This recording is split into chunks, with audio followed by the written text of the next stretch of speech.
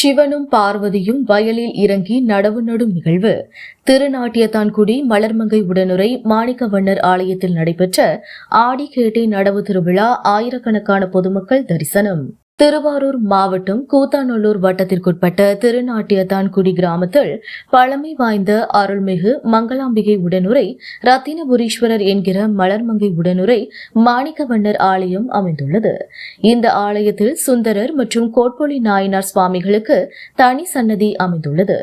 63 நாயன்மார்களில் ஒருவரான சுந்தரர் சிவபெருமானை தேடி ஒவ்வொரு ஆலயமாக சென்று வந்த நிலையில் திருநாட்டியத்தான்குடி கிராமத்திற்கு வரும்போது கோவிலின் கதவு மூடப்பட்டு இருந்ததாகவும் எதிரே இருந்த கைகாட்டி விநாயகரிடம் இறைவன் எங்கே என்று கேட்டபோது அவர் ஒன்றும் பேசாமல் கண் அசைவில் ஒரு திசையை குறிக்கும் வகையில் சைகை காட்டியதாகவும் அந்த திசையில் சுந்தரர் தேடி பார்த்தபோது வயலில் சிவபெருமானும் பார்வதியும் நடவு நட்டு கொண்டிருப்பது அறிந்து நட்டது போதும் மீதமுள்ளதை நாளை பார்த்து கொள்ளலாம் என சுந்தரர் பாடல் பாடியதாகவும் உடனடியாக மறைந்து ஆலயத்தில் எழுந்தருளி அருள் புரிந்ததாகவும் புராண வரலாறு தெரிவிக்கிறது.